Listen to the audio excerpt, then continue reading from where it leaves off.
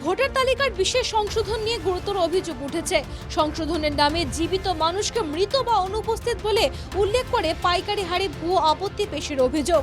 বৈধ নাগরিকদের বিরুদ্ধে ভুয়ো আপত্তি নিয়ে নিম্ন অসমে সাধারণ জনমনে আশঙ্কা। অভিযোগকারীর বিরুদ্ধে থানায় এজাহার। কামারহাটে ভূমিপুত্র মুসলমানদের হেনস্থার অভিযোগ।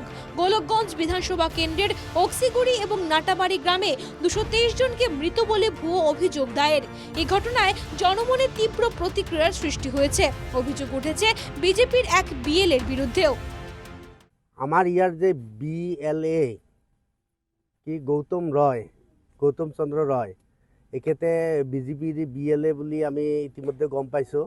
এখেতৰ কমপ্লেইনৰ জৰিয়তে আমাৰ ইমানখিনি এই যে পিছফালে চাওক, প্ৰায় শতাধিক 200ৰো অধিক হ'ব আৰু কি নে এই মানুহখিনিক মৃত বা এবসেন্ট বুলি ঘোষণা কৰিছে। শুধু সাধারণ ভোটাররাই নয়, আপত্তি উঠেছে খোদ বিএলও এবং তার স্ত্রীর বিরুদ্ধেও। এ ঘটনায় বিস্মিত ও ক্ষুব্ধ নাটাবাড়ি পার্ট 2 এর বিএলও। প্রশ্ন উঠেছে, যিনি নির্বাচন কমিশনের হয়ে এসআরের কাজ করছেন তিনি মৃত হন কি করে? কি বলেছেন সেই বিএলও একবার শুনে নেওয়া যাক। এটা আমালোকৰ যি বিএলওৰ কাম শেষ হৈ গৈছে, মানে এছআৰৰ কাম শেষ হৈ গৈছে। যোৱা পৰহি ৰাতিত মানে মেছেজ পালোঁ যে ডিচি ছাৰ মাতিছে, তাত গৈছোঁ। যোৱাৰ পিছত ফাইল এটা দিলে, ফাইলটো চাই দেখিলোঁ যে বহুত 100ৰো বেছিমান ভোটাৰৰ নাম কাটি গৈছে। এদিকে গোসাইগাঁওয়ের মান্দারপাড়া গ্রামে 142 জনকে মৃত সাজিয়ে আপত্তি পেশের ঘটনায় তীব্র প্রতিক্রিয়া। গ্রামবাসীর অভিযোগ, মান্দারপাড়া গ্রামে বহু যুগ ধরে বসবাসকারী অসংখ্য মানুষকে মৃত অথবা স্থানান্তরিত বলে আপত্তি তোলা হয়েছে। গ্রামের এক মহিলাকে নিয়ে পাইকারি হারে 7 নম্বর ফর্মে স্বাক্ষর করিয়ে আপত্তি পেশ করেছেন বিজেপির স্থানীয় এক নেতা। এই অভিযোগ গ্রামবাসীর। এভাবে একাংশ ভোটারের নাম কর্তনের চেষ্টার অভিযোগ পঞ্চগাঁও মণ্ডল বিজেপি সভাপতি রমাকান্ত ব্রহ্মের বিরুদ্ধে।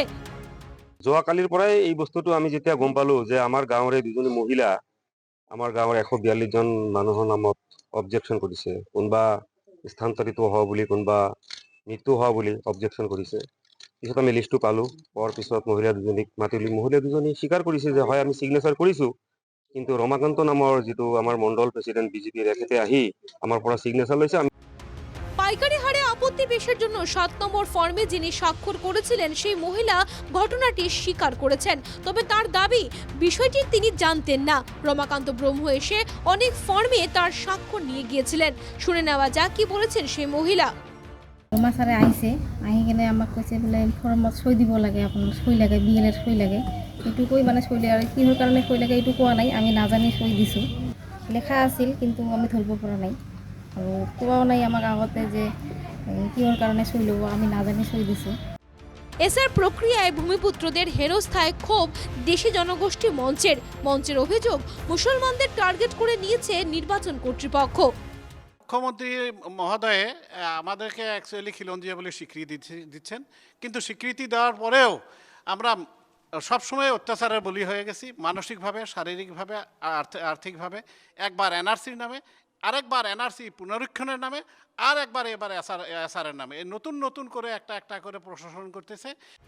রাজ্যে ভোটার তালিকার বিশেষ সংশোধন প্রক্রিয়ায় অনিয়মের অসংখ্য অভিযোগ উঠেছে। নির্বাচন কমিশনের কাছেও পৌঁছে গেছে অভিযোগ। সব জটিলতা কাটিয়ে শেষ পর্যন্ত চূড়ান্ত তালিকা কেমন দাঁড়ায় সেটাই দেখার বিষয়। Bureau report, NKTV Bangla.